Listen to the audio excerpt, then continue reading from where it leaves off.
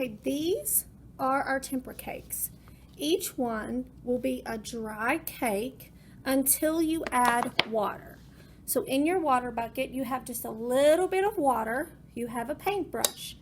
This side here, with the scrubby side, that's to scrub your brush. So that's going to be your dirty side. So scrub on that side, dip in the clean side, and then put 1 drop of water in your paint. We call this super juicy. Now we have to swirl, swirl, swirl, going in a circle so that you get lots of paint mixed in with that water.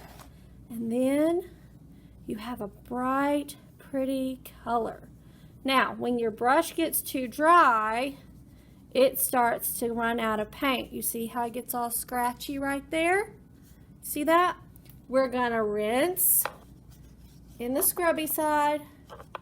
We're gonna bounce in the clean side. We're gonna dip in our paint. Make it super juicy. Going round and round and round. Then we have another bright, pretty color. Okay? Maybe you got too much water. See how that's too much water? Well, we're gonna use a paper towel to dab with. That paper towel